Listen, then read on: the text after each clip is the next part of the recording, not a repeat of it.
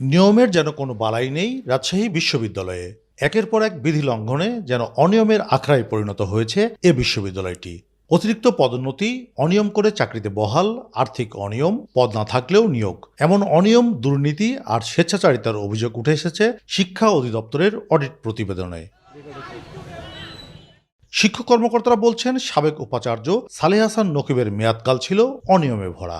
দুর্নীতিগ্রস্ত সময় বোধহয় গত 1.5 বছরে গেছে এবং সালেহ হাসান নকিব এবং তার সাথে যে প্রো ভাইস চ্যান্সেলর আছেন জামাত ইসলামের আরেকজন, তো এই যে দুজনে মিলে আমার কাছে মনে হয়েছে যে এই দুজনে মিলে সব কিছু ডিসাইড করেছে। বাজেট বহির্ভূতভাবে নিয়োগ, তারপরে পদের বহির্ভূতভাবে নিয়োগ হওয়াটাই ওই প্রশ্নগুলো সামনে আসে। শিক্ষা অডিট অধিদপ্তরের তথ্য মতে চাকরির মেয়াদ পূর্ণ হওয়ার আগেই 7 কর্মকর্তাকে পদোন্নতি, প্রাপ্যতার অতিরিক্ত ভাতা নিয়েছেন 305 শিক্ষক, বিধি লঙ্ঘন করে 157 জনকে অধ্যাপক পদে পদোন্নতি, পদ না থাকলেও কম্পিউটার অপারেশন ম্যানেজার পদে 30 জনকে পদায়ন করা হয়েছে। 2024-25 অর্থ বছরেই প্রায় 115 কোটি টাকার অনিয়ম হয়েছে। ঠিকাদারকে জরিমানা না করায় ক্ষতি প্রায় 24 কোটি। যদিও বিশ্ববিদ্যালয়ের দায়িত্বশীলরা বলছেন নিয়ম মেনেই সব করা হয়েছে, অডিট দলকে সেসব কাগজপত্র দেয়া হয়েছে। যদি যৌক্তিক কারণে প্রকল্পের মেয়াদ বৃদ্ধি করা হয় তাহলে ঠিকাদারের উপর ওই বিলম্বজনিত জরিমানা আরোপিত হবে না।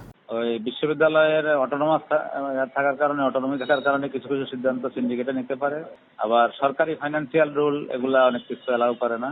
অডিট যখন আসে তখন তারা এইসব বিষয়ে অবজেকশন দেয়, যেগুলো ওনাদের দৃষ্টি আকর্ষণীয় এগুলা করে গেছেন, আমরা ওনাদের জবাব দিয়েছি এবং ওনারা সন্তুষ্ট হয়ে চলে গেছে। সুশাসন বিশ্লেষকরা বলছেন, যে আইনে রাজশাহী বিশ্ববিদ্যালয় চলে সেখানে জবাবদিহিতার জায়গা আছে, কিন্তু সেটি মানা হয় না বলেই অনিয়মগুলো চলছে। আসলে বিশ্ববিদ্যালয় অধ্যাদেশের যে গণতান্ত্রিক দৃষ্টিভঙ্গি রয়েছে সেখানেও কিন্তু অসাধারণ রকমের জবাবদিহিতার ব্যবস্থা রয়েছে, যেটা কিন্তু আমরা ইচ্ছাকৃতভাবে এক ধরনের স্বৈরাচারী প্রশাসন চালু করেছি।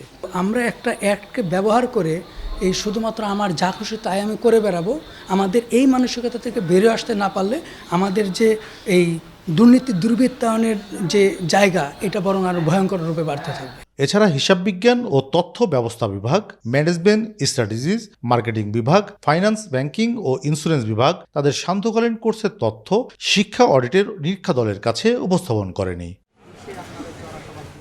কাজী শাহেদ, দেশ টিভি, রাজশাহী।